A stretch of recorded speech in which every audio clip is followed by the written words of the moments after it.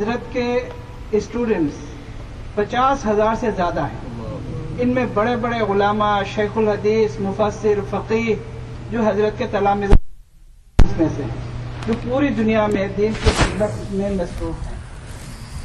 اس سے زیادہ تعارف اور کیا چاہیے؟ مزید یہ کہ حضرت کا جو انداز ہے سمجھانے کا، وہ تو آپ حضرت ابھی خود ہی سنیں گے تو آپ سمجھیں گے. اسی طرح حضرت کا انداز تحریر میں بھی ہے، اور حضرت کی بہت ساری تصانیف ہیں. ان میں ایک کتاب جو حجت اللہ البالغہ شاہ ولی اللہ محدث دہلوی رحمۃ اللہ علیہ کی ایک انوکھی کتاب ہے، جس کے اندر احکام شریعت کی حکمتیں اور فلسفہ بیان کیا گیا ہے. اس کتاب کی حضرت نے، جو کتاب ایک جلد میں ہے، چھوٹی سی ایک جلد میں ہے، حضرت والا نے موٹی موٹی 5 جلدوں میں اس کتاب کی شرح لکھی، تشریح فرمائی ہے. اس کے علاوہ مکمل ترمذی شریف کی حضرت نے 8 جلدوں میں مکمل شرح لکھی، اور اس میں بھی حضرت کا انداز ابھی جو آپ حضرت سنیں گے. خلاصہ یہ ہے کہ مشک آنس کے ببویت نہ کہ عطر ببویت، کہ مشک وہ ہے کہ جب اس کی مہک پھیلتی ہے تو ہر شخص سمجھتا ہے کہ یہ مشک ہے. عطر فروش کو بتانے کی ضرورت نہیں ہوتی کہ یہ مشک ہے. میں اب حضرت کے درمیان اور حائل بننا نہیں چاہتا. انہی باتوں سے میں اپنی بات کو ختم کر کے حضرت والا سے درخواست کروں گا کہ قیمتی نصائح سے ہمیں مستفید فرمائیں. سبحان اللہ.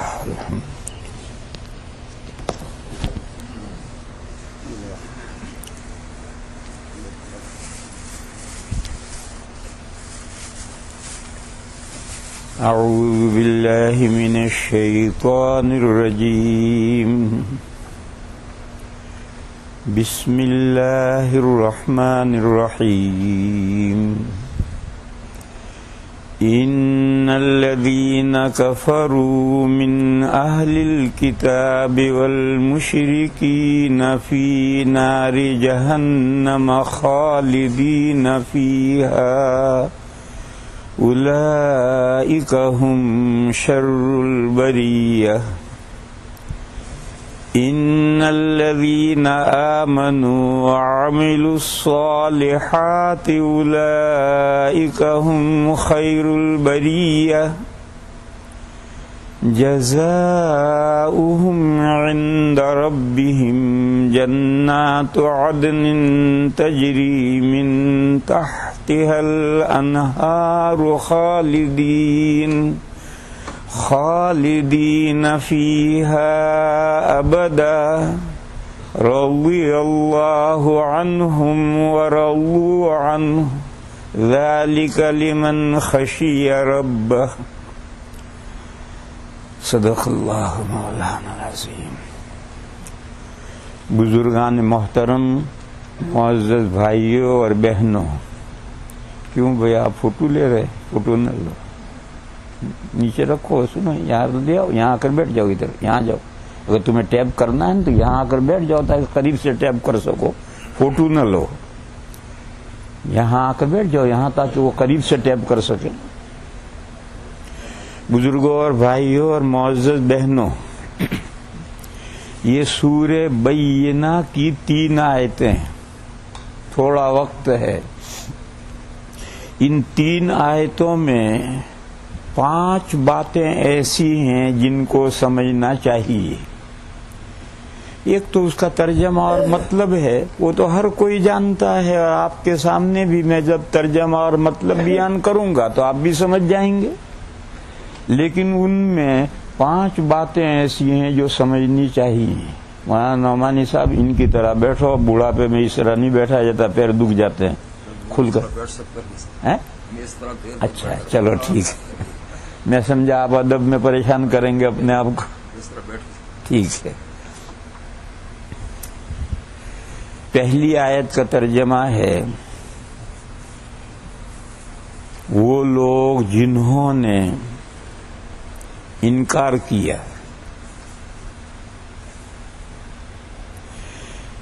چاہے وہ اہل کتاب میں سے ہوں، یہود و نصارہ میں سے ہوں، یہی 2 یہود و نصارہ یہی اہل کتاب ہیں، پیپل آف بکس ہیں، تو چاہے ان میں سے ہوں چاہے مشرکین میں سے ہوں، جیسے ہمارے ہندوستان کے ہندو مشرک ہیں، بدھسٹ مشرک ہیں، مجوسی مشرک ہیں جو ایک سے زیادہ خدا مانتے ہیں، دو یا زیادہ خدا مانتے ہیں، وہ مشرک ہیں۔ تو فرمایا کہ جن لوگوں نے انکار کیا، چاہے وہ اہل کتاب میں سے ہوں چاہے وہ مشرکین میں سے ہوں، وہ دوزخ میں جائیں گے اور دوزخ میں ہمیشہ رہیں گے۔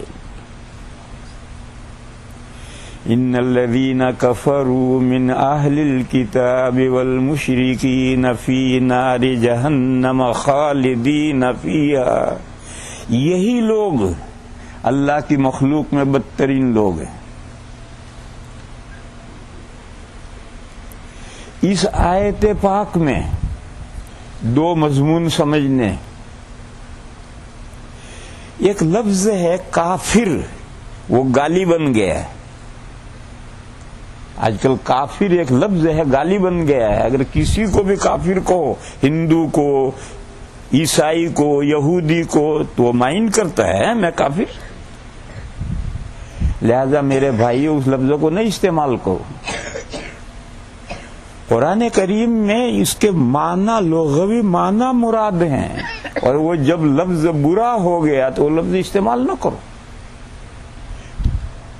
اس کی جگہ پر دوسرا لفظ استعمال کرو، نن مسلم استعمال کرو، نن بلیور استعمال کرو۔ کافر کیا ضروری ہے کہ اس کے سر پہ ہتھوڑا مارو اور گالی دو، وہ اس کو گالی نہیں ہے، گالی نہیں ہے، مگر سامنے والا ایک لفظ کو گالی سمجھتا ہے، آپ بالکل نہیں استعمال کریں اس لفظ، اس کی جگہ پر خوبصورت لفظ ہمارے پاس ہیں، کیوں نہیں استعمال کریں؟ دیکھو اردو کی میں مثال دوں، ایک لفظ ہے بڑا شاندار، پاخانہ، بہت شاندار لفظ ہے، اور دوسرا لفظ پیشاب، یہ بھی نہایت شاندار لفظ ہے، مگر کثرت استعمال سے گالی بن گئے ہیں، برے بن گئے، گندے ہو گئے، کہ مسجد میں وہ لفظ بولنا، مہذب مجلس میں وہ لفظ بولنا بھی اچھا معلوم نہیں ہوتا، حالانکہ یہ بہترین لفظ ہے۔ پاخانہ کی اصل کیا ہے؟ پائین خانہ، گھر کا پچھلا حصہ، جو کتنا شاندار لفظ ہے۔ فارسی میں کہیں گے کجا رفت، کہاں گیا؟ کہ در پائین خانہ رفت، گھر کے پچھلے حصے میں گیا، جو کتنا شاندار لفظ ہے۔ پھر وہ پائین خانہ، یہ چار پائی کی پائنتی، یہ پائنتی وہی پائن لفظ ہے، اور خانہ کے معنی گھر۔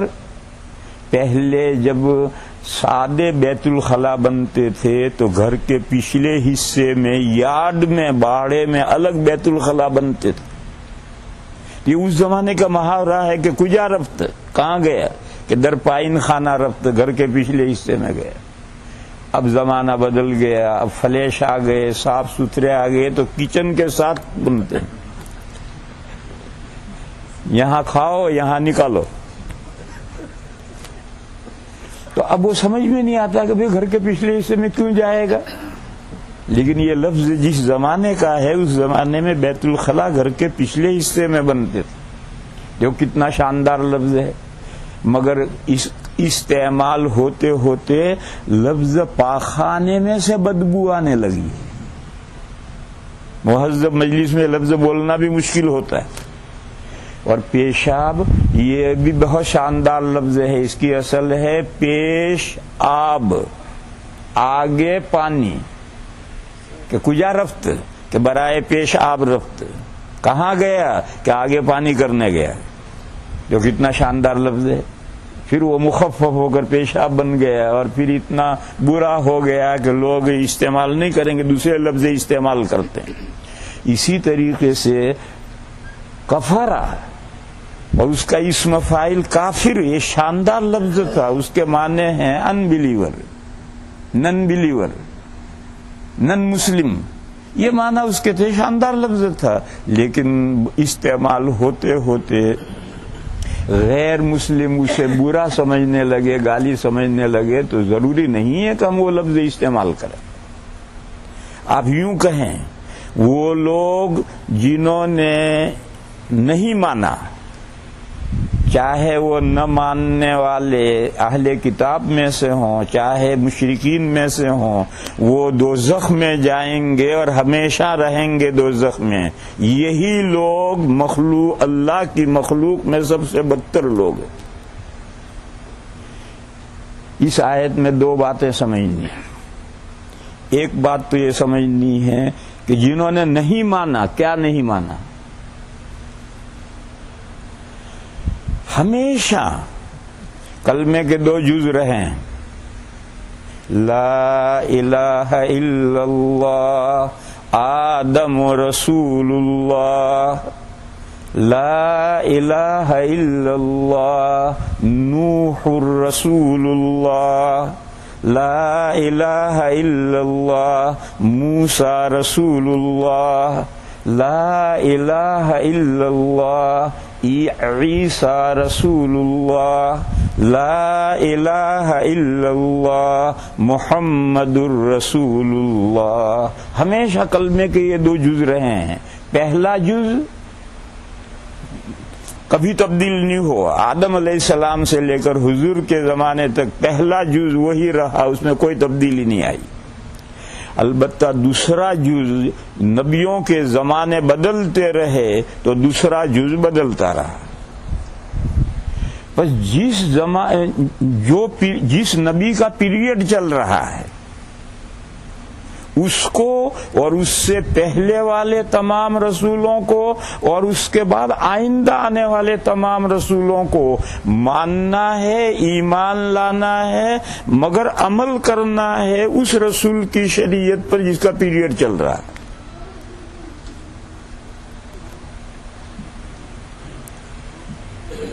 آپ کہیں گے پچھلے نبیوں کو ماننا تو ضروری ہے، یہ تو ہم جانتے ہیں، آئندہ کے رسولوں کو، نبیوں کو ماننا ضروری، جی ہاں، اور آئندہ آخری نبی تک سب کو ماننا ہے۔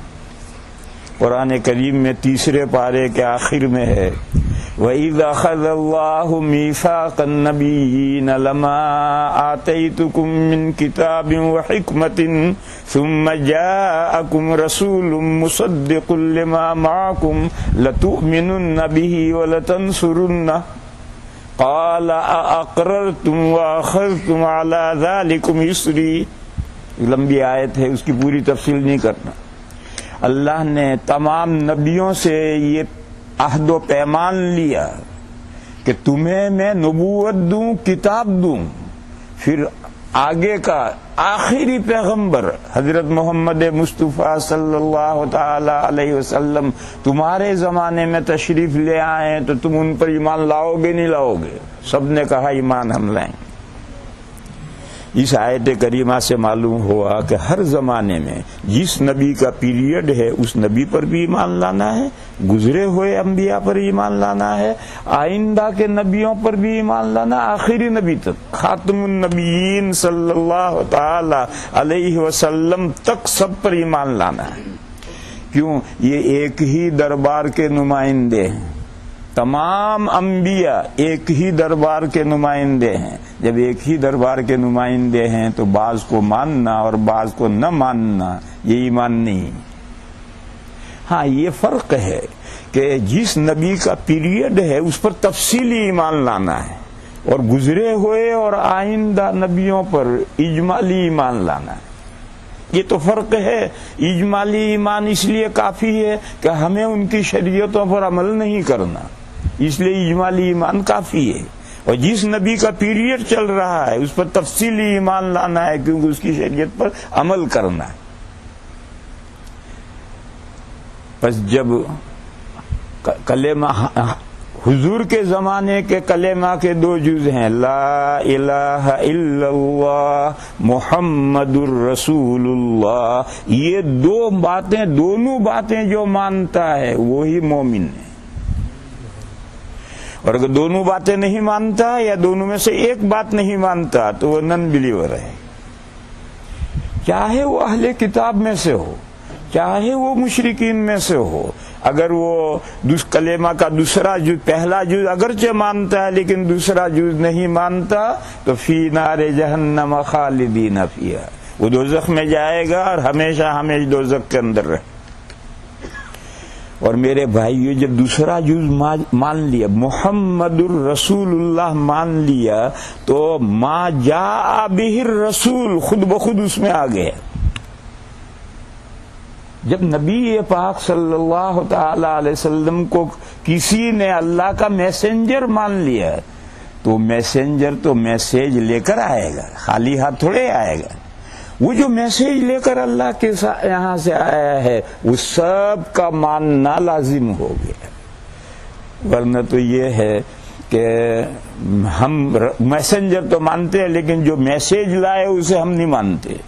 تو پھر کیا تم میسنجر کو مانتے ہو جب اس کا میسج نہیں مانتے؟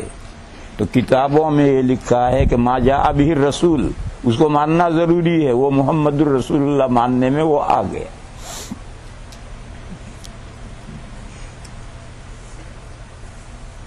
یہ مضمون میں اس لیے سمجھا رہا ہوں کہ اس ملک میں بہت سے بھائیوں کے ذہنوں میں یہ اشکال ہوتا ہے کہ یہ کرسچن، یہ جوئش، یہ تو ایک اللہ کو مانتے ہیں، توحید کے قائل ہیں، پھر جہنم میں کیوں جائیں گے؟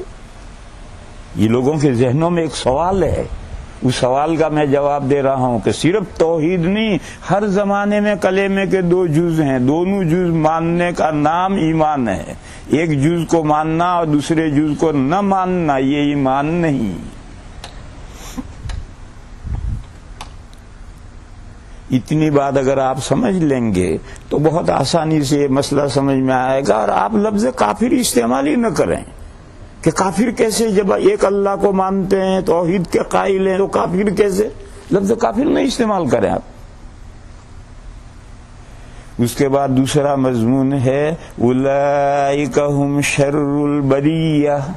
اس پر لوگوں کو اشکال ہوتا ہے کہ آج تو یہی ساری دنیا پر چھائے ہوئے ہیں الذین کفروا، جو محمد الرسول اللہ والا جز نہیں مانتے. وہ چاہے مشرک ہوں چاہے توحید کے قائل ہوں، ساری دنیا پر وہی چھائے ہوئے ہیں. تو اس کا جواب میرے بھائیو سنو، اس میں ایک لفظ پوشیدہ ہے، اولئک ھم عند اللہ شر البریہ. اولئک ھم عند اللہ شر، یہ لوگ اللہ کے نزدیک بدترین مخلوق ہیں. یہ جھوج اس میں ہے.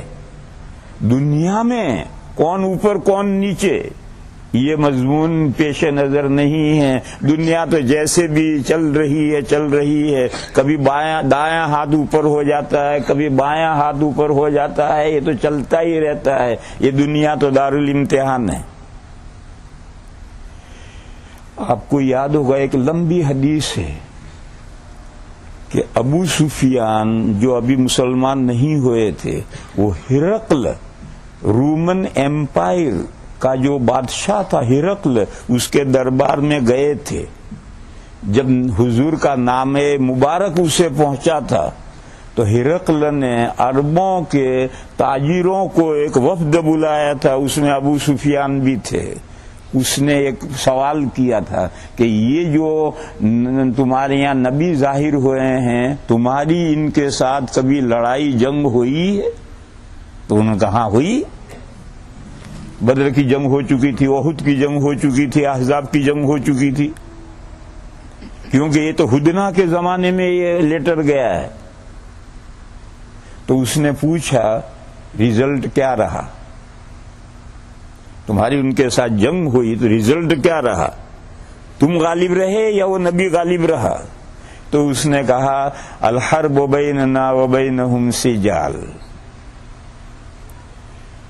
پرانے زمانے میں پورے گاؤں کا ایک کنواں ہوتا تھا اور کنویں پر ایک دو بالٹیاں ڈول رکھے رہتے تھے. لوگ پانی بھرنے جاتے تھے تو جو پہلے گیا اس نے ڈول بھر کر کے اپنا مٹکا بھرے گا، دوسرے کیو میں کھڑے ہو جائیں گے، وہ اپنا مٹکا بھر کر اٹھا کے لے کے چلا جائے گا، تو اگلا بڑھے گا اور وہ پانی لے کر تو ہرقل نے جواب دیا کہ جنگ ہمارے اور ان کے درمیان میں کنویں کا ڈول ہے، کبھی ہم بھر لیتے ہیں ہم جیت جاتے ہیں، کبھی وہ بھر لیتے ہیں وہ جیت جاتے ہیں۔ بدر میں وہ جیت گئے، احد میں بظاہر کفار جیت گئے۔ معلوم ہوا کہ اس دنیا میں کبھی دایاں ہاتھ اوپر ہو جاتا ہے، کبھی بایاں ہاتھ اوپر ہو جاتا ہے، یہ دنیا دارالامتحان ہے، یہاں پردہ نہیں کھلتا۔ اگر ہمیشہ انبیاء ہی جیت جائیں، جنگ کے اندر کامیاب رہیں، تو پردہ کھل گیا، ایمان بالغیب نہیں رہا۔ جب دنیا میں صورتحال یہ ہے تو آیت میں یہ جز پوشیدہ ماننا ہے، اولئک عند اللہ شر البریہ، یہ لوگ اللہ کے یہاں جب پہنچیں گے، یہ دنیا ختم ہو کر انسان اس دنیا سے دوسری دنیا میں منتقل ہوں گے، تو وہ اللہ کی مخلوق میں سب سے بدترین ہوں گے۔ اس کے بعد دوسری آیت ہے، ان الذین آمنوا وعملوا الصالحات اولئک هم خیر البریہ، بے شک وہ لوگ جو ایمان لائے اور انہوں نے نیک کام کیے، اس جز پر توجہ دو خاص، یہی لوگ اللہ کے نزدیک خیر البریہ ہیں، اللہ کی مخلوقات میں سب سے بہتر لوگ ہیں۔ یہاں بھی عند اللہ پوشیدہ ہے، یہی لوگ اللہ کے یہاں خیر البریہ ہیں۔ کون لوگ؟ دو چیزیں جمع ہوں گی تب خیر البریہ ہیں، ایمان اور نیک عمل۔ یہاں آج کل مسلمانوں میں یہ غلط فہمی ہے کہ بس ایمان ہے، ہم ایمان لے آئے، جنت ہمارے باپ کی جاگیر ہو گئی، یہ غلط فہمی ہے۔ میرے بھائیوں، قرآن بھرا پڑا ہے کہ ایمان عمل صالح، ایمان عمل صالح، ایمان عمل صالح۔ آج مسلمان اس عمل صالح والے جز پر توجہ ہی نہیں رہتا ہے، وہ صرف یہی سمجھتا ہے کہ بھائی ایمان لے آئے ہم تو جنت ہمارے ابا کی جاگیر ہے، اب جنت میں ہمارے علاوہ کون جائے گا؟ یہی غلط فہمی یہود و نصارہ کو ہوئی تھی۔ آج ہی ہمارے حافظوں نے آیت پڑھی، وقالت الیہود والنصارى نحن ابناء اللہ واحباؤہ، ہم اللہ کے بیٹے ہیں، اللہ کے چہیتے ہیں۔ قرآن نے جواب دیا، قل فلما يعذبكم بذنوبكم، تم اللہ کے چہیتے اور بیٹے ہو تو تمہیں تمہارے گناہوں کی اللہ سزا کیوں دیں گے؟ یہ جو غلط فہمی یہود و نصارہ کی تھی، وہی غلط فہمی آج امت مسلمہ کو بھی ہو رہی ہے۔ اور آج ہی ہمارے حافظوں نے یہ آیت پڑھی ہے، تِلْكَ أَمَانِيُّهُمْ، یہ اہل کتاب کی جھوٹی آرزویں تھی، ان جھوٹی آرزوؤں میں آج یہ امت بھی پھنس گئی۔ اس لیے میرے بھائیو، اس مضمون کو سمجھو، صرف ایمان سے خیر البریہ نہیں بنتا، ایمان کے ساتھ عمل صالح ہے، اور عمل نیک عمل کی کتنی اہمیت ہے کہ اسلامی فرقوں میں سے ایک فرقہ تو یہ کہتا ہے کہ مرتکب کبیرہ ایمان سے خارج،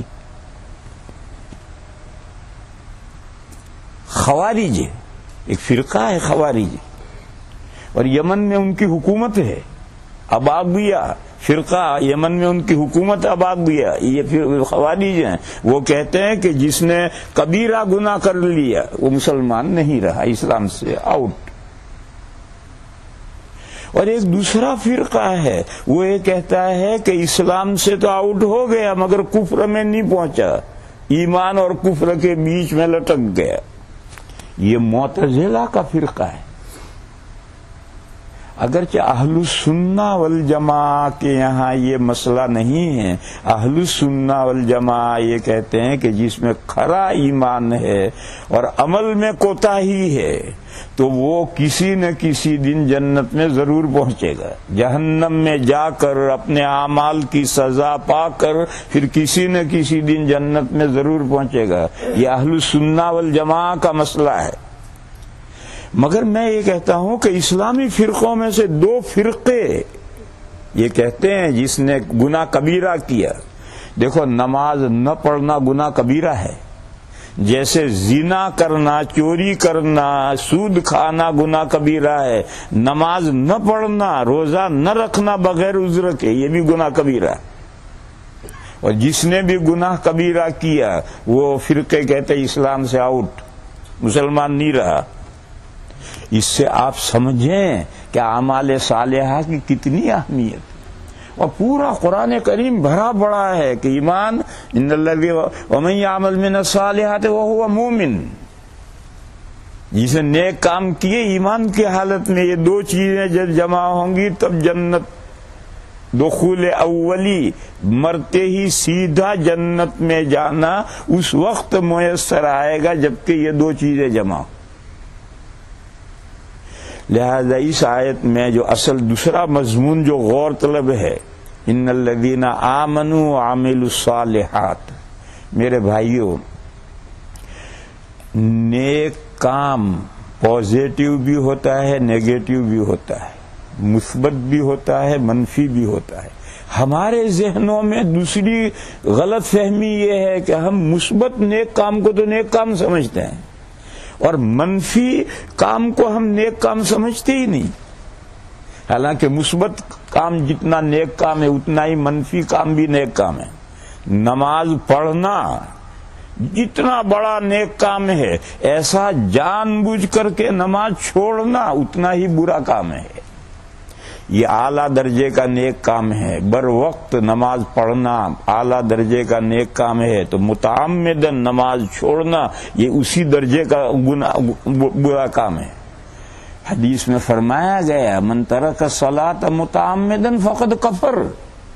جس نے جان بوجھ کر نماز چھوڑی تو اس نے کفر کر کیا. ایسی حدیثوں سے خوارج اور معتزلہ کہتے ہیں مسلمان نہیں رہا. اسی طریقے سے میرے بھائیوں اسلام میں ایک تو کرنے کے کام ہیں اور ایک نہ کرنے کے کام ہیں. نہ کرنے کے کام جو ہیں ان میں سے 7 گناہ کبیرہ ہیں جن کو حدیث میں موبقات کہا گیا ہے، جو انسان کو تباہ و برباد کر دینے والے. حضرت شاہ ولی اللہ صاحب علیہ الرحمہ نے حجت اللہ میں یہ مضمون لکھا ہے کہ نجات اولی کے لیے 3 چیزیں ضروری ہیں. ایک، ایمان کھڑا ہو، یعنی اہل السنہ والجماعہ کے جو عقیدے ہیں ان عقیدوں پر ہو، یہ کھڑا ایمان ہے. اہل السنہ والجماعہ کے جو عقیدے ہیں وہ عقیدے جس کے ہیں اس کا ایمان کھڑا ہے. اور اہل السنہ والجماعہ کے علاوہ مسلمانوں میں 72 گمراہ فرقے بھی ہیں، اور وہ 72 گمراہ فرقے عمل کے اختلاف سے نہیں بنتے، عقیدوں کے اختلاف سے بنتے ہیں. یہ مضمون سمجھ لینا چاہیے. جو اسلام میں 72 گمراہ فرقے ہیں وہ عمل کے اختلاف سے نہیں بنتے، وہ عقیدوں کے اختلاف سے بنتے ہیں. کیونکہ عمل کا اختلاف تو صحابہ کے زمانے سے چلا آ رہا. بعض صحابہ رفع دین کرتے تھے، بعض نہیں کرتے، اکثر نہیں کرتے تھے.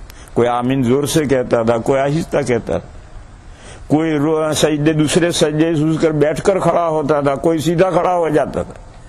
تو عمل کا اختلاف تو صحابہ کے زمانے سے آیا ہے. تو اگر عمل کا اختلاف گمراہی ہوتی تو بعض صحابہ کو گمراہ ماننا پڑے گا. لا حول ولا قوت الا باللہ. گمراہی عقیدوں کا اختلاف. اہل السنہ والجماعہ کے جو عقیدے ہیں وہ کھرا ایمان ہے. اس کے علاوہ گمراہ فرقوں کے جو عقیدے اہل السنہ کے عقیدوں سے ڈفرنس ہیں وہ عقیدے وہ گمراہ فرقہ بناتے ہیں. لہذا شاہ صاحب نے لکھا ہے کہ تو کھرا ایمان چاہیے. نجات اولی یعنی مرتے ہی سیدھے جنت میں، جہنم میں نہیں جانا پڑے گا. اس کے لیے ایک تو کھرا ایمان چاہیے، یعنی اہل السنہ والجماعہ کے جو عقیدے ہیں وہ عقیدے ہونے چاہیے. اور ایک اسلام کے جو ارکان اربعہ ہیں ان پر مضبوطی سے عمل، نمازیں صحیح ہوں، روزے صحیح ہوں، زکاتیں صحیح ادا کی ہوں، اور حج فرض ہوا ہے تو حج ادا کیا ہے، یہ 4 ارکان۔ اس کے علاوہ بے شمار نیک کام ہیں۔ اب ہم بیٹھے ہیں، میں باتیں دین کی کہہ رہا ہوں، آپ سن، یہ بھی نیک کام ہے، لیکن نہیں، 4 ارکان، بنی الاسلام علی 5، اس میں جو 4 ارکان ہیں، نماز، روزہ، زکوٰۃ اور حج، ان میں کوئی کمی نہ ہو۔ اور حضرت نے فرمایا دوسری چیز، کبیرہ گناہوں سے بچا ہوا ہو، کبیرہ گناہ نہ کر رہا۔ اور اس میں نے اضافہ کیا، کبیرہ گناہ تو 400 ہیں، لیکن ان میں سے حدیث میں جن 7 گناہوں کو تباہ کر دینے والا کہا گیا ہے، ان 7 گناہوں سے بچا ہوا۔ ان 7 گناہوں میں سے اللہ کے ساتھ شریک ٹھہرانا، اللہ کے ساتھ شریک ٹھہرانے والا تو ہندو ہے، وہ کبیرہ گناہ کہاں ہوا؟ تو اسلام سے باہر ہے؟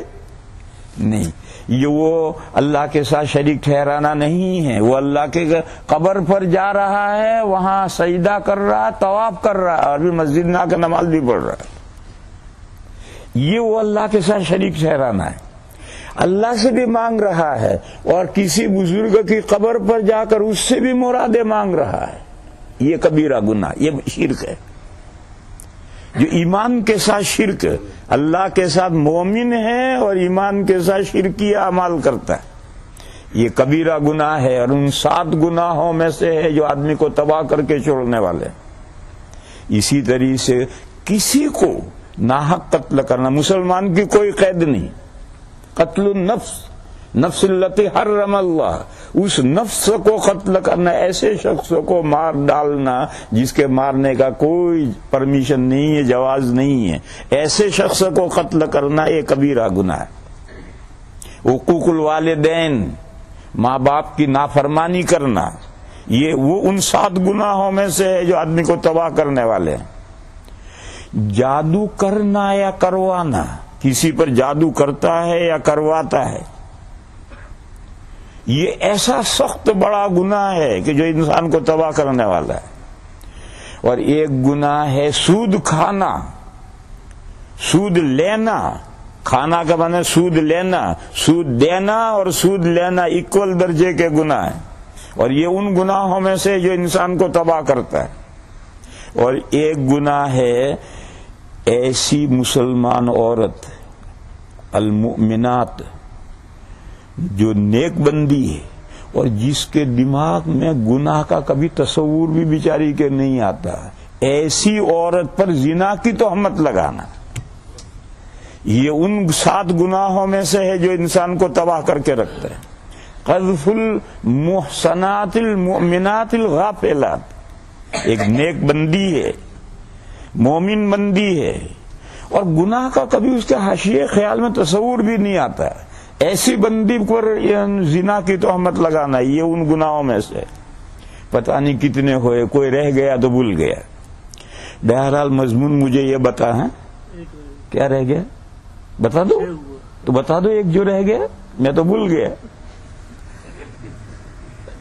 وہ 5-7واں ہے جس دن الفرار یوم الزحف، جب مٹبھیڑ ہو کفار کے ساتھ میدان جنگ میں، اس دن پیٹ پھیر کر بھاگنا، یہ بہت بڑا گناہ ہے۔ تو حضرت شاہ صاحب نے تو یہ 7 کی قید نہیں لگائی، میں لگا رہا ہوں کہ یہ 7 گناہ جو موبقات ہیں، تباہ کرنے والے ہیں، ان 7 گناہوں سے بچا رہے، اور ارکان 4 جو جن پر دین کی بنیاد ہے وہ مضبوطی سے پابندی سے کرے، ایمان کھڑا ہو، ارکان 4 پر مضبوطی سے عمل ہو، اور ان 7 گناہوں سے بالکلیہ بچا ہوا ہو، تو نجات اولی کے لیے شاہ صاحب فرماتے ہیں یہ کافی ہے۔ اور اگر ایمان کھڑا نہیں، کھوٹا ہے، جیسے اسلام میں 72 فرقے جو گمراہ فرقے ہیں، جن کا ایمان کھوٹا ہے، وہ جنت میں کیسے جائیں گے؟ جب تک اس کی سزا نہ پائیں جنت میں کیسے جائیں گے؟ یا ایمان تو کھڑا ہے مگر ارکان 4 میں قصور ہے، یا گناہوں میں ملوث ہے، تو اس گندے ہونے کی حالت میں جنت میں کیسے جائے گا جب تک جہنم میں اس کی صفائی نہ ہو؟ بہرحال میرے بھائیوں، اس دوسری آیت میں جو خاص غور کرنے کا، ہمارے اندر غلط فہمیاں ہیں. جمعہ کی نماز پڑھ لی، ہفتے کی غائب ہے، اور پھر بھی مطمئن ہے کہ جنت میں تو میں ہی جاؤں گا اور کوئی نہیں جا سکتا. داڑھی مونڈتا ہے اور سمجھتا ہے کہ جنت میرے باپ کی جاگیر ہے. سود دیتا ہے یا لیتا ہے اور سمجھتا ہے کہ جنت تو میرے لیے ریزرو ہے. میرے بھائیوں، یہ تلک امانیہم، یہ جو اہل کتاب کی جھوٹی آرزویں تھی، یہ آج مسلمانوں کی وہ جھوٹی آرزویں ہیں.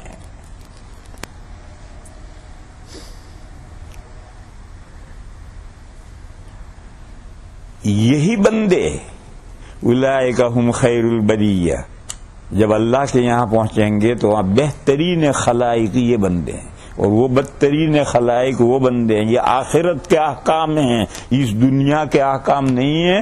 دنیا میں تو الحرب بیننا وبینہم سجال ندال منہ ویدالون منہ، کبھی ہم جیت جاتے ہیں، کبھی وہ جیت جاتے ہیں، کبھی دایاں ہاتھ اوپر ہو جاتا ہے، کبھی بایاں ہاتھ اوپر ہو جاتا ہے. اس کے بعد دوسرا مسئلہ ہے جزاؤہم عند ربہم. یہ جو مومنین نے ایمان لائے اور نیک کام کیے، اس کا صلہ بدلہ جزاؤہم عند ربہم، ان کا بدلہ ان کے پروردگار کے پاس جانے کے بعد ملے گا. اس دنیا، یہ دنیا دارالعمل ہے، عمل کرو. بدلہ مہینہ پورا ہوگا تب ملے گا. آپ کے یہاں تو ہفتے کے پورا ہونے پر ملتا ہے. ہمارے یہاں کی مثال دیتا ہوں. ایک آدمی ہے پورا مہینہ صبح شام ٹائم ٹو ٹائم آفس میں جاتا ہے، جاب پر جاتا ہے، آتا ہے، بھاگا بھاگا جاتا ہے، دوڑا دوڑا آتا ہے، بلکہ تیل بھی اپنے پیسوں سے ڈلواتا ہے گاڑی میں. کوئی اس سے کہے کہ تیرا دماغ چل گیا، کیا ملتا ہے جو تو اس طرح سے پابندی سے جاتا ہے اور اپنا پیسہ تیل میں خرچ کرتا ہے؟ تو کیا جواب دے گا؟ میرا دماغ نہیں چل گیا، جناب عالی کا چل گیا. جناب عالی کو سمجھے نہیں آپ.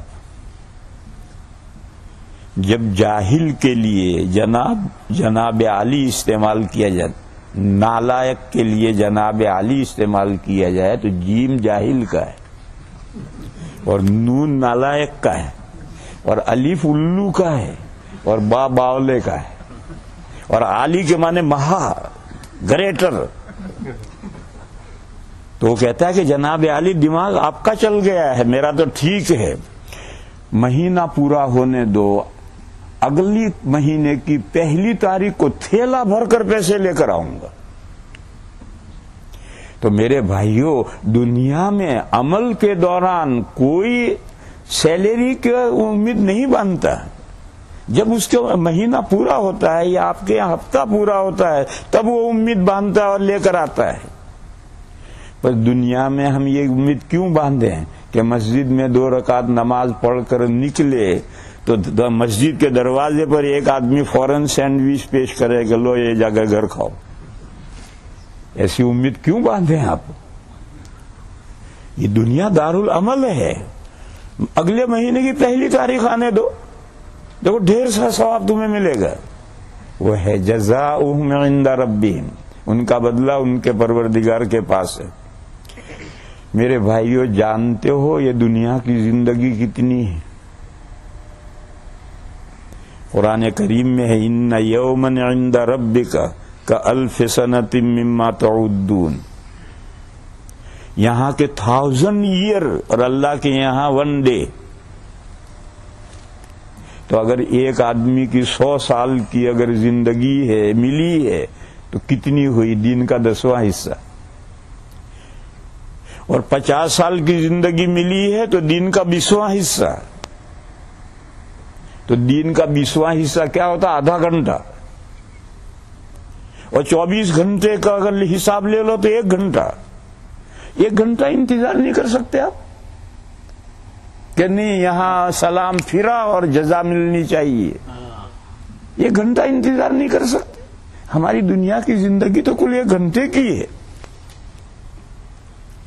میرے بھائیوں، وقت کی مثال ربڑ کی ہے. 1 انچ کا ربڑ ہے، دونوں کونے پکڑ کر کھینچو 1 فٹ ہو گیا. وقت کی مثال اللہ کے یہاں جو 1 دن ہے اسے دنیا میں کھینچ دیا تو 1000 ایئر ہو گئے. اور یہ جو ربڑ کھینچ دیا ہے، جب اس کو دونوں طرف سے چھوڑو گے تو پھر وہی 1 انچ ہو گیا. اور ایک طرف سے پکڑے رہو، ایک طرف سے چھوڑتے جاؤ تو ادھر سے ملتا چلا جائے گا، آگے کھینچا ہوا. میرے بھائیو غور کرو، نبی پاک صلی اللہ تعالی علیہ وسلم کی تشریف آوری پر 1400 سال گزر کر 15ویں صدی شروع ہوئی، مگر ایسا معلوم ہوتا ہے جیسے کل کی بات ہے حضور تشریف لائے. بوڑھے سے پوچھو تمہاری بچپن، جوانی، ادھیڑ عمر کتنے دن میں بیت گئی، تو وہ کہے گا بیٹا 1 سہانا خواب تھا جو دیکھا تھا جوانی کا. یہ اتنا قریب کیوں معلوم ہوتا؟ ادھر سے ربڑ سمٹ گیا اور آگے کھینچا ہوا ہے کہ ابھی تو 20 سال جیے گا، ابھی 25 سال جیے گا. انشورنس کراتے نا 20 سال کا، تو 20 سال کا انشورنس ہوا ہے، یہ ربڑ کھینچا ہوا ہے اور پیچھے سب ربڑ سمٹ گیا. بس ہماری 50 سال کی 100 سال کی زندگی میرے بھائیوں 1 گھنٹے کی زندگی ہے. 1 گھنٹے میں عمل کر کے 1 گھنٹہ جزا کے لیے انتظار نہیں کر سکتے. فرمایا کہ اس دنیا میں جزا نہیں، جزا اگلی دنیا میں، جزاؤہم عند ربہم. اگر اس دنیا میں عمل کی جزا مل جاتی تو کیا برا تھا، مومن کا نقصان تھا. اگر اس دنیا میں عمل کی جزا مل جاتی تو مومن کا نقصان تھا. فرض کرو زندگی کے آخری دن میں جو نماز پڑھی اس کی جزا مل گئی اور 24 گھنٹے کے بعد مر گیا، تو اپنی نماز کا بدلہ اس نے 24 گھنٹہ اس سے فائدہ اٹھایا. اور یہ نماز اس کی آخرت میں جب جزا ملے گی تو تا ابد اس سے جزا سے فائدہ اٹھائے گا. تو اگر دنیا میں جزا عمل کی دی جائے گی تو مومن کا بڑا نقصان ہوگا. یہ مضمون قرآن کریم میں ایک جگہ پر آیا ہے. حضرت یوسف علیہ السلام کا واقعہ آئے گا. ان کی زندگی میں 2 چینج آئے ہیں. ایک کنویں میں پڑے تھے، وہاں سے اٹھائے نکالے مصر میں بیچ دیے، وزیر نے خرید لیا اور وزیر کے گھر میں پہنچ کر شاہزادے بن گئے. ابھی تو کنویں میں پڑے تھے، ابھی مصر کے مارکیٹ میں بیچے جا رہے تھے اور ابھی مصر کے وزیر کے بیٹے بن گئے. ایک چینج تو وہاں آیا ہے. ایک پھر آگے آیا ہے کہ یوسف علیہ السلام ابھی جیل خانے میں 9 سال جیل خانے میں کال کوٹری میں پڑے رہے. پھر ایک وقت آیا کہ بادشاہ نے ایک خواب دیکھا، حضرت نے تعبیر بتائی، بادشاہ معتقد ہو گیا، بلایا اور سارے مصر کے پیداوار کی چابیاں حضرت کے سپرد. بادشاہ تو وہی ہے لیکن پورے فوڈ منسٹر، پورے ملک میں جو پیداوار ہے سب کا اختیار حضرت کو دے دیا. قرآن کریم میں دونوں جگہ قصہ روکا ہے اور قصہ روک کر وہاں عبرت ابھاری ہے. دوسری جگہ پر قرآن کریم کہتا ہے کذالک مکننا لیوسف فی الارض، یوں ہم نے یوسف کو ملک مصر کا قسمت کا مالک بنا دیا. ابھی جیل خانے میں پڑے تھے، ابھی پورے ملک کی قسمت کے مالک بن گئے. کذالک مکننا لیوسف فی الارض، یوں جماؤ دے دیا ہم نے یوسف کو ملک مصر میں. یتبوأ منہا حیث یشاء، اب سارا ملک مصر یوسف علیہ السلام کا وطن ہے. اس شہر میں رہیں، اس شہر میں رہیں، اس شہر میں رہیں، اس شہر میں رہیں. آج کل بھی حکومت کے آدمیوں کے لیے ہر ٹاؤن میں سرکٹ ہاؤس ہوتے ہیں، ان کے لیے محل تیار ہے، وہاں جا کر رہو. تو تو یوسف علیہ السلام کا مقام وزیر کا بن گیا، تو ہر ملک، ہر شہر میں، ہر بستی کے اندر ان کے رہنے کے لیے گھر ہے. یہ تبوؤ منہا حیث یشاء نصیب برحمتنا من نشاء. فرمایا جو یہ یوسف علیہ السلام کے ساتھ ہمارا برتاؤ ہے، یہ ہر مومن کے ساتھ نہیں ہوتا. ہم جس کے ساتھ چاہتے ہیں اس طرح کا دنیا میں برتاؤ کرتے ہیں. نصیب برحمتنا من نشاء. لیکن یہ مت سمجھو کہ دوسرے مومنین کا اجر ضائع ہے، یہ مت سمجھو. نصیب برحمتنا من نشاء ولا نضيع اجر المحسنین. نیکوکاروں کا ہم اجر ضائع نہیں کرتے. دیکھو دعوت ہوتی ہے، 500 مہمان ہیں، دیگ پکی، تو اس میں سے چمچہ بھر پلیٹ میں نکال کر کے ایک چچا کو چکھاتے ہیں کہ چچا ذرا دیکھ لینا کیسا پکا ہے. وہ چچا دیکھتے ہیں اور وہ رزلٹ فیصلہ دیتے ہیں. اب یہ سارے کہ ہمیں کیوں نہیں چکھایا؟ ارے بھی چکھایا تو کسی ایک کو جائے گا، لیکن تم ایسا مت سمجھو کہ اس دیگ میں سے تمہیں کھانا نہیں ملے گا. ابھی تھوڑی دیر کے بعد تم سب کو پلیٹ بھر بھر کے دیا جائے گا، لیکن چکھایا جائے گا. جس کو کھانا پکانے والے جس کو چکھانا چاہیں گے اسی کو چکھائیں گے. تو فرمایا نصیب برحمتنا من نشاء ولا نضيع اجر المحسنین. پھر سوال ہوا کہ سب کو ہی اگر دنیا میں اللہ صلہ دے دے اعمال صالحہ کا تو قرآن نے کہا ولا اجر الآخرۃ خیر للذین آمنوا وکانوا یتقون. کہا دنیا میں اگر تمہارے اعمال صالحہ کا تمہیں اجر دیا جائے گا تمہارا نقصان ہوگا، اور آخرت میں جو اجر دیا جائے گا وہ تمہارے لیے بہتر ہے. تو اس اجر کو تم تا ابد استعمال کرو گے. وَلَأَجْرُ الْآخِرَةِ خَيْرٌ لِلَّذِينَ آمَنُوا وَكَانُوا يَتَّقُونَ. صرف آمنوا نہیں، وَكَانُوا يَتَّقُونَ بھی بڑھایا ہے کہ اللہ کے احکام کی خلاف ورزی کرنے سے جو بچتے ہیں، جو ایمان لائے اور اللہ کے احکام کی خلاف ورزی کرنے سے جو بچتے ہیں، ان کے لیے آخرت کا اجر دنیا کے اجر سے بہتر ہے. تو دنیا میں اگر اجر دیا جائے گا تو مومنین کا نقصان ہوگا، اور گناہوں کی سزا اگر دنیا میں دی جائے گی تو کوئی شخص دنیا میں پنپ ہی نہیں سکتا. گناہ کیا، منڈی پکڑی، گردن توڑ دی، مر گیا، ختم. قرآن میں ہے وَلَوْ يُؤَاخِذُ اللَّهُ النَّاسَ بِمَا كَسَبُوا مَا تَرَكَ عَلَى ظَهْرِهَا مِن دَابَّةٍ وَلَكِنْ يُؤَخِّرُهُمْ إِلَىٰ أَجَلٍ مُّسَمًّى. کہا اگر گناہ کرتے ہی فوراً اللہ تعالیٰ پکڑ لیا کرتے تو زمین پر کوئی رینگنے والی مخلوق ہوتی ہی نہیں. ہر مخلوق کچھ نہ کچھ کوتاہی کرتی ہے، اور جب کوتاہی کرتی ہے اور کوتاہی کرتے ہی سزا مل گئی تو کون پنپے گا زمین پر. اس لیے گناہ میں بھی اللہ کی حکمت یہ ہے کہ گناہ کی سزا بھی دوسری دنیا میں ملے گی، اس دنیا میں نہیں. مگر جیسے کبھی کبھی دیکھ کے چند چاول چکھائے جاتے ہیں، اس طرح سے اللہ بعض نیک بندوں کو کچھ برکات دنیا میں بھی پہنچاتے ہیں. اجر نہیں، اجر تو وہیں ملے گا. کچھ برکتیں برکات دنیا میں پہنچاتے ہیں. ایسے بعض گنہگاروں کو بھی اس دنیا میں تنبیہ کے طور پر کچھ سزا دیتے ہیں تاکہ انہیں تنبیہ ہو. بہرحال یہ مسئلہ سمجھ میں آ گیا. یہاں ایک رک کر کے ایک مسئلہ اور بھی سمجھ لینا چاہیے. لوگ وہ سوال کرتے ہیں، وہ کہتے ہیں کہ غیر مسلم بھی بڑے اچھے اچھے کام کرتے ہیں، ان کو ان کے اچھے کاموں کی کوئی آخرت میں بدلہ نہیں ملے گا. ایک سوال تو یہ کرتے ہیں. دوسرا سوال لوگ یہ کرتے ہیں کہ جنت اور جہنم ہمیشہ رہیں گے. جنت کے بارے میں تو سوال نہیں کرتے، جنت میں تو ان کا ہمیشہ رہنے کو جی چاہتا ہے.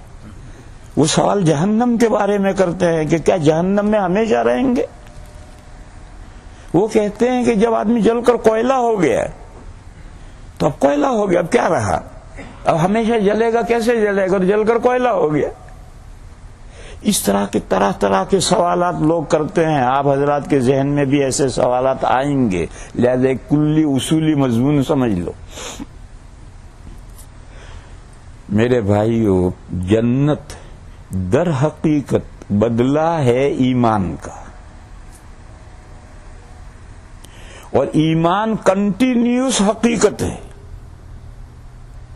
اس میں بریک نہیں آتا۔ جس دن سے ایمان لایا اس سے مسلسل وہ حقیقت چلے گی، بس اس کی جو جزا جہنم ہے وہ بھی ابدی ہے،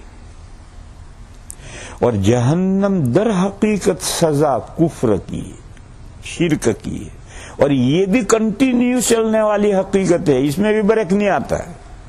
تو جب اس کی سزا جہنم ہے تو جہنم کی سزا بھی ہمیشہ رہے گی۔ اب مومن نے اچھے بھی کام کیے ہیں، برے بھی کام کیے ہیں، اس کے اچھے کام ایمان کے تابع کر دیے جائیں گے، اور جب ایمان کی جزا جنت ملے گی تو اعمال صالحہ کی جزا بھی جنت میں ملے گی، اور جب ایمان کی جزا ہمیشہ چلے گی تو اعمال کی بدلہ بھی ہمیشہ چلے گا۔ اور مومن گناہ بھی کرتا ہے، یہ گناہ ایمان کے تابع نہیں ہو سکتے، یہ خلاف جنس ہے، لہذا ان گناہوں کی مومن کو سزا ملے گی، اس دنیا میں بھی سزا ملتی ہے۔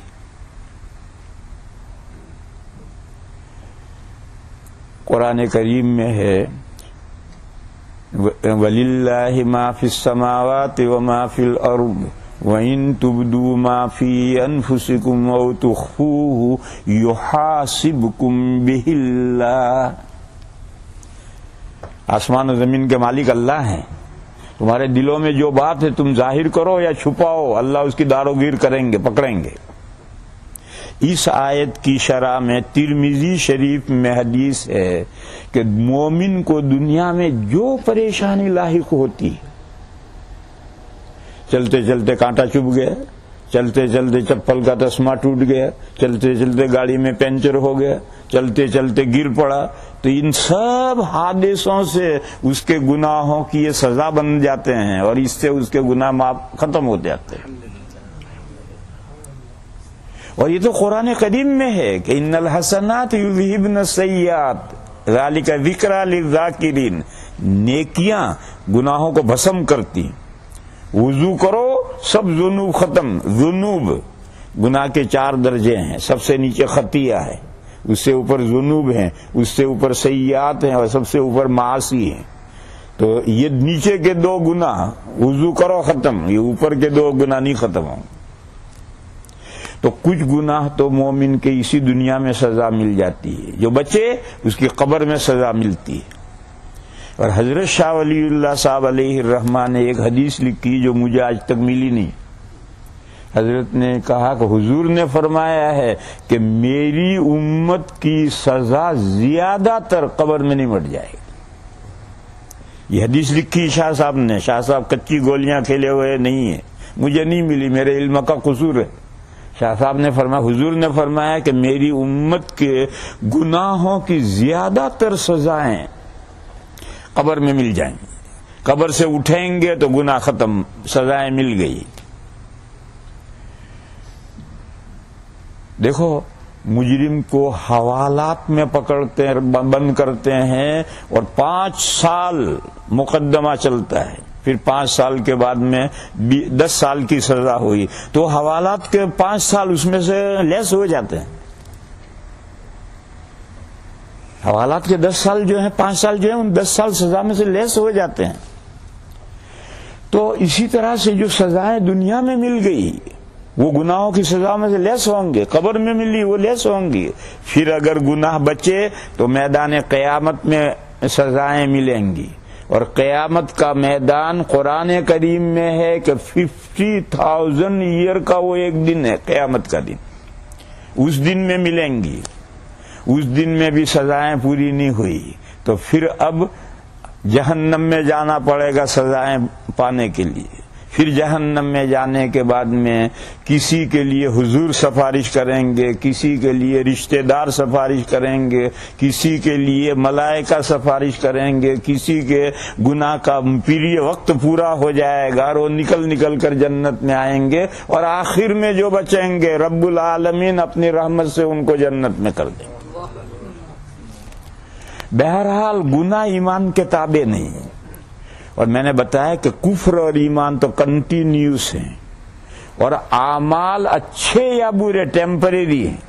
نماز شروع کرو 5 منٹ کے بعد سلام پھرو، نماز پوری ہو گئی۔ زنا کرو، چوری کرو، تھوڑی دیر میں عمل پورا ہو گیا۔ تو جنت اور جہنم یہ ایمان اور کفر کی سزائیں ہیں، اور مومن کے اعمال صالحہ یہ ایمان کے تابع کر دیے جائیں گے، ایک جنس کے ہیں، اور معاصی تابع نہیں کیے جائیں گے، ان کی سزا لامحالہ بھگتنی ہے، اور اس کی سزا کا یہ سلسلہ ہے۔ اب ادھر آؤ، کافر کو کفر کی سزا جہنم ملے گی جو تاابد ہے، اور اس کے گناہ اس کے کفر کے تابع کر دیے جائیں گے، وہ اسی جنس کے ہیں، لہذا کافر کو اس کے گناہوں کی سزا بھی جہنم میں تاابد ملے گی، اور مومن نے جو نیک کام کیے ہیں وہ کفر کے تابع نہیں ہو سکتے، ہم جنس نہیں ہے، خلاف جنس ہیں۔ تو حضور نے فرمایا کافر کو اس کی نیکیاں دنیا میں کھلا دی جاتی ہیں، یہ حدیث شریف میں ہے کہ کافر کو اس کی نیکیاں، یعنی اس نے جو نیک کام کیے ہیں اس کی جزا دنیا میں دے دی جاتی ہے۔ اس کا عمل منقطع ہونے والا ہے، ٹیمپریری ہے، کنٹینیوس نہیں ہے، تو دنیا میں جو اس کی نیکیاں کھلا دی گئی وہ بھی ایک وقتی طور پر اس کو ثواب دے دیا۔ تو کافر کو اس کی نیکیوں کا بدلہ دنیا ہی میں دیا جاتا ہے، آخرت میں بدلہ نہیں ہے، اور اس کے گناہ جو ہیں اس کے کفر کے تابع کر دیے جاتے ہیں۔ اب ایک سوال رہ جاتا ہے چھوٹا سا، وہ یہ ہے کہ جب کافر کو جہنم میں ڈالا جائے گا تو جلتے جلتے جلتے وہ تو عادی ہو جائے گا آگ میں جلنے کا، پھر سزا کیا رہی؟ اس کا جواب قرآن کریم میں ہے۔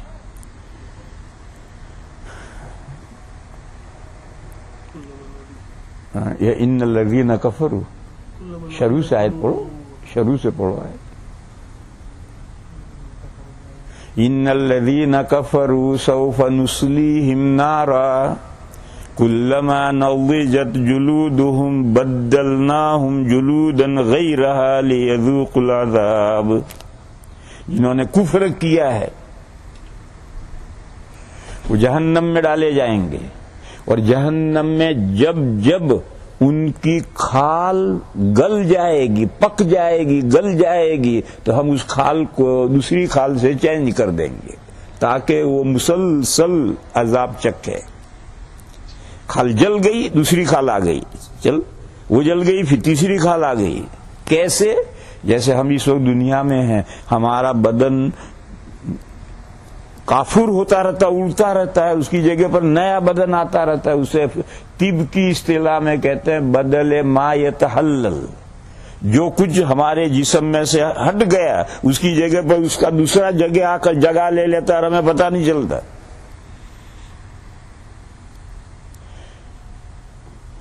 موٹا ہے، دبلا ہونا ہے تو کیا کرتے ہیں؟ غذا کم کر دیتے ہیں، تو بدل ما یتحلل کا بدل نہیں آئے گا تو آہستہ آہستہ دبلا ہوگا۔ موٹا ہے، جھوٹا ہے، بھینسا ہے، اس کو دبلا ہونا ہے، تو دبلا ہونے کے لیے کیا کرتے ہیں؟ غذا گھٹاتے ہیں۔ تو یہ غذاؤں سے بدل ما یتحلل ملتا ہے، اور جتنا کافر ہونا ہے وہ تو ہو رہا، اور اس کا بدل پورا ہم نے آنے نہیں دیا، تو موٹا دبلا ہوگا۔ اور اگر پتلا ہے اسے موٹا ہونا ہے تو کھانا ڈبل کھا، جتنا کافر ہوگا اس کا ڈبل اس کی جگہ پر آئے گا تو پھولتا چلا جائے گا۔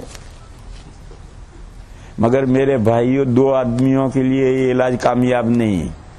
ایک وہ موٹا جس کا موٹاپا اس کی بیماری بن گیا ہے، اب غذا گھٹانے سے پتلا نہیں ہوگا، اور ایک دبلا ہونا یہ بھی ایک بیماری ہے، ہزال ایک بیماری ہے، وہ کتنا بھی کھائے پیٹ پھٹ جائے گا مگر موٹا نہیں ہوگا۔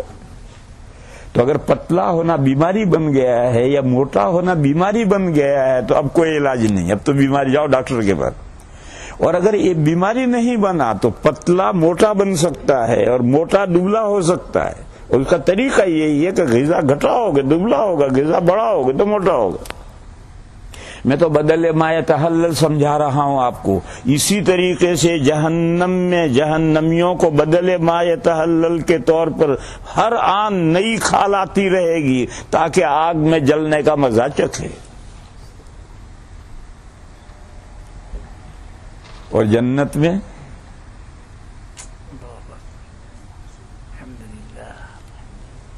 کہ جنت میں رہتے رہتے طبیعت اگتا جائے گی، کبھی نہیں اگتا جائے گی.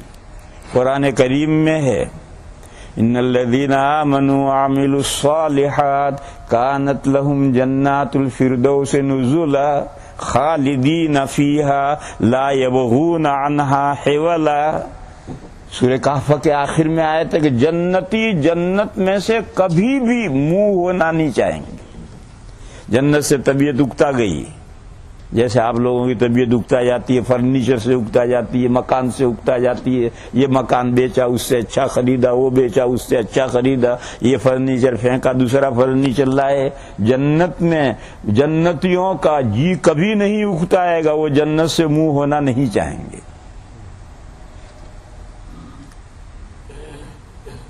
تو بہرحال یہ ایک سوال بیچ میں پیدا ہوتا ہے تو میں نے اس کا یہ جواب دیا کہ یہ سب سوچنا صحیح نہیں ہے.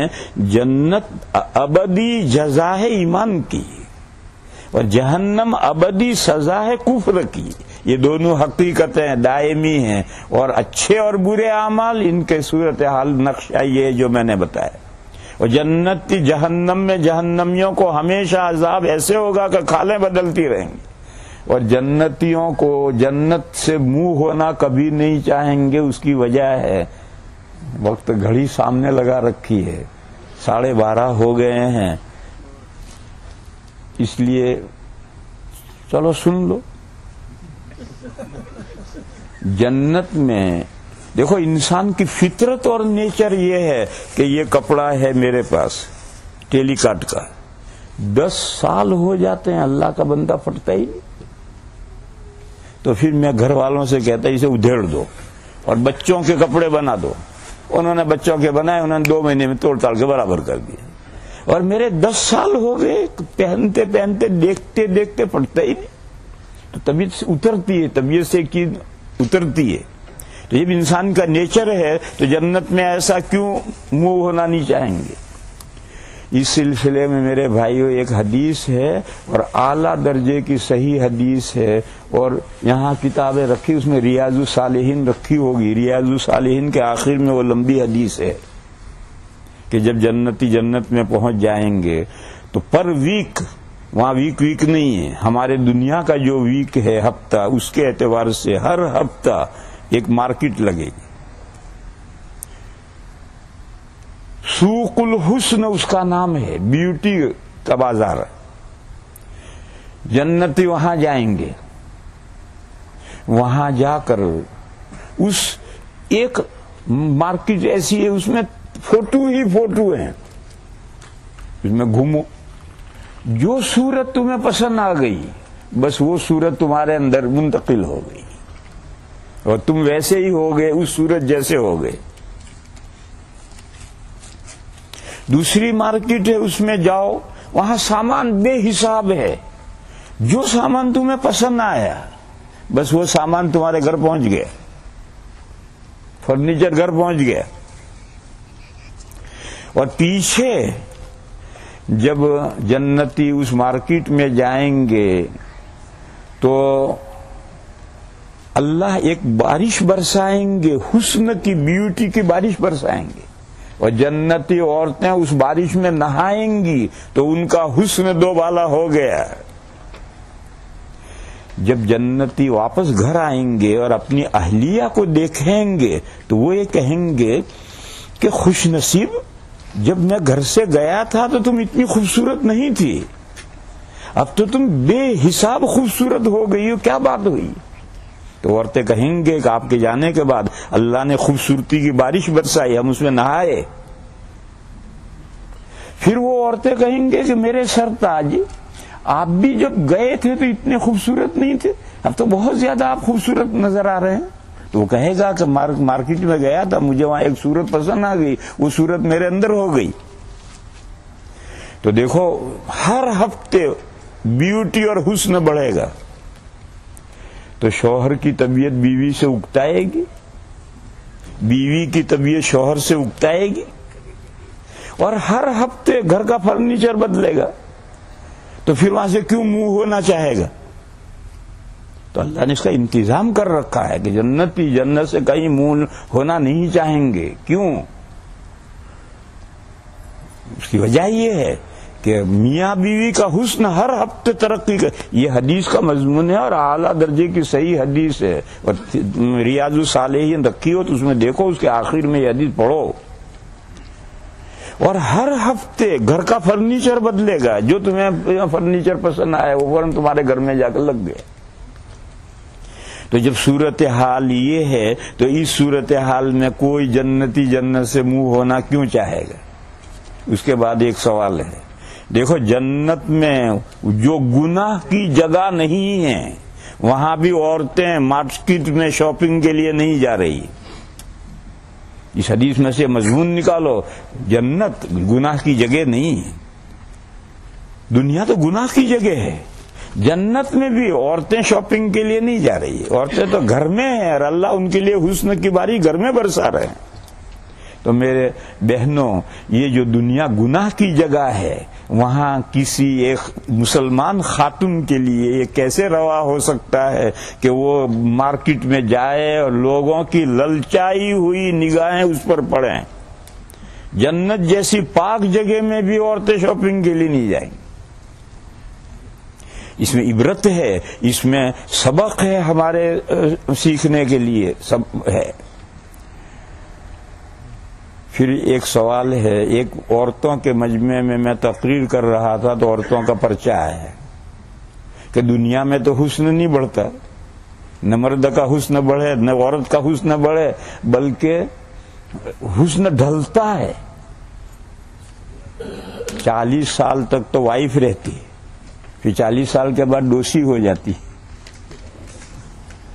ڈوسی کو کیا کہتے ہو؟ ڈوسی کو گجراتی لفظ ہے، یہ گجراتی لفظ ہے، بڑھیا.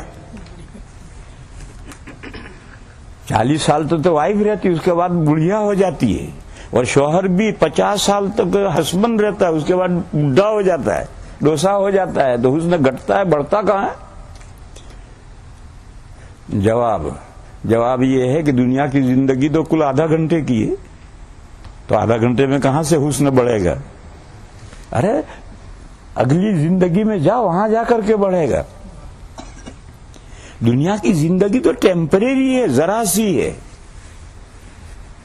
پھر دوسری بات میں ان سے کہتا ہوں، دیکھو بہت باریک بات ہے.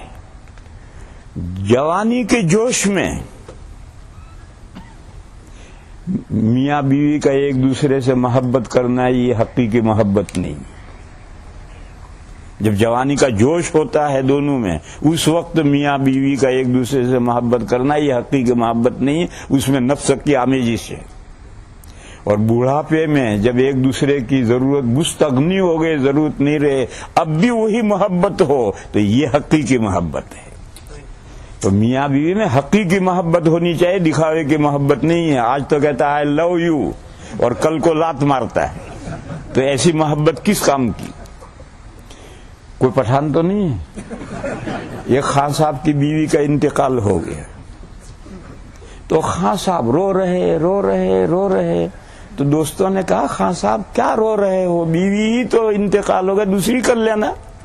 کہنے لگے بابا وہ ہمارا صرف ہمارا بیوی نہیں تھا، وہ ہمارا چھوٹا موٹا ماں بھی تھا. تو باپ کو اولاد کو ماں سے جیسے محبت، جتنا بڑھاپا بڑھے گا محبت میں کمی نہیں آئے گی، محبت بھی بڑھے گی. تو وہی حقیقی محبت اور حقیقی جوڑا ہے جو بڑھاپے میں بھی محبت ایک دوسرے سے باقی رہے. مولانا عبد الماجد صاحب دریا آبادی ہندوستان کے ایک بہت بڑے اردو کے ادیب گزرے ہیں. قرآن کی تفسیر لکھی اردو میں بھی انگریزی میں بھی، بڑے ادیب ہیں. ان کی اہلیہ کا انتقال ہوا تو ان کا ویکلی اخبار نکلتا تھا صدق جدید، تو انہوں نے اپنی بیوی کے انتقال پر مضمون لکھا تو اس پر عنوان لگایا بوڑھی محبوبہ. عبد الواجد صاحب نے عنوان لگایا تھا بوڑھی محبوبہ. تو یہ ہے حقیقی محبت. اس لیے میرے بھائیوں، دنیا کی تو تھوڑی سی زندگی ہے، اور حقیقی محبت ہے تو وہ بڑھاپے میں گھٹتی نہیں ہے، بڑھتی ہے. اور اگر بڑھاپا آ گیا، اب ایک دوسرے سے طبیعت ہٹ گئی، تو اب تک بناوٹی محبت تھی، وہ حقیقی محبت نہیں تھی. اور کامیابی گھر کا سکون اور چین حقیقی محبت میں ہے، بناوٹی محبت میں نہیں. یہ جزاؤہم عند ربہم تک میں نے سمجھایا. آگے کا ٹکڑا جو ہے یار زندہ صحبت باقی کبھی آئیں گے تو سمجھائیں گے. وآخر دعوانا ان الحمدللہ رب العالمین. درود شریف پڑھو بھائی. اللہم صلی وسلم وبارک علی سیدنا و مولانا محمد وعلی آل سیدنا و مولانا محمد بعدد من صلی وسلم. ربنا آتنا فی الدنیا حسنۃ وفی الآخرۃ حسنۃ وقنا عذاب النار. یا الہ العالمین، ہمارے ایمان کو مضبوط فرما. اے میرے مولا، ہمیں اعمال صالحہ کی توفیق عطا فرما. یا اللہ، چھوٹے بڑے ہر گناہ سے بچنے کی ہمیں توفیق عطا فرما. اے میرے مولا، ہماری نیکیوں میں اضافہ فرما. یہ ماہ مبارک نیکیاں کمانے کا سیزن ہے. میرے مولا، اس سیزن سے فائدہ اٹھانے کی ہمیں توفیق عطا فرما. اے میرے مولا، ہم میں جو بیمار ہیں انہیں شفائے کاملہ عطا فرما. جو کسی بھی ٹینشن میں، افکار و ہموم میں ہیں، پریشانیوں میں ہیں، ان کی سب پریشانیاں دور فرما. یا اللہ، جن بندوں نے جن بندیوں نے دعاؤں کے لیے کہا ہے ان کے سب کی جائز مرادیں پوری فرما. اے میرے مولا، ہماری مغفرت فرما، ہمارے ماں باپ کی مغفرت فرما، اور تمام مسلمان مردوں کی اور مسلمان عورتوں کی مغفرت فرما. سبحان ربک رب العزت عما یصفون وسلام علی المرسلین والحمد للہ.